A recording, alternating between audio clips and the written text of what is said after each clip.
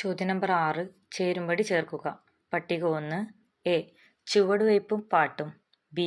നാലുപാദം പാന കളി. സി. ഭദ്രകാളി ക്ഷേത്രങ്ങളും കെട്ടുകല്യാണവും. ഡി. പാണന്മാർ. പട്ടിക 2.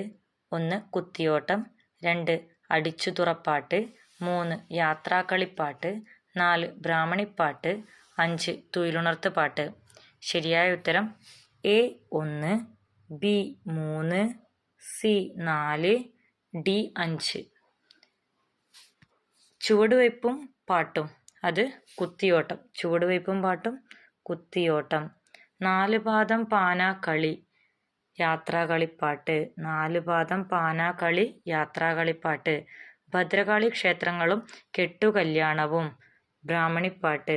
ഭദ്രകാളി ക്ഷേത്രവും കെട്ടുകല്യാണവും ബ്രാഹ്മണിപ്പാട്ട്. പാണന്മാർ തുയിലുണർത്ത് പാട്ട്. പാണന്മാർ തുയിലുണർത്ത് പാട്ട്. ചോദ്യം നമ്പർ 7.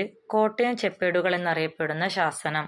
കോട്ടയം ചെപ്പേടുകൾ എന്നറിയപ്പെടുന്ന ശാസനം വീരരാഘവ പട്ടയവും തരിസാപ്പള്ളി ശാസനവും. കോട്ടയം ചെപ്പേടുകൾ എന്നറിയപ്പെടുന്ന ശാസനം വീരരാഘവ പട്ടയവും തരിസാപ്പള്ളി ശാസനവും. ചോദ്യം നമ്പർ 8. ക്രമദീപിക ചർച്ച ചെയ്യുന്നത്. ക്രമദീപിക ചർച്ച ചെയ്യുന്നത് സംസ്കൃത നാടകാഭിനയത്തിന്റെ നാട്യക്രമം. ക്രമദീപിക ചർച്ച ചെയ്യുന്നത് സംസ്കൃത നാടകാഭിനയത്തിന്റെ നാട്യക്രമം. ചോദ്യം നമ്പർ 9. വിഭക്ത്യന്ത്യ സംസ്കൃത പദങ്ങൾ ഇല്ലാത്ത ഭാഷയെ ലീലാതിലകക്കാരൻ ഏതു ഗണത്തിൽ പെടുത്തുന്നു? നമ്പ്യാൻ തമിഴ്. വിഭക്ത്യന്ത സംസ്കൃത പദങ്ങൾ ഇല്ലാത്ത ഭാഷയെ ലീലാതിലകക്കാരൻ പെടുത്തുന്ന ഗണം നമ്പ്യാൻ തമിഴ്. ചോദ്യം നമ്പർ 10.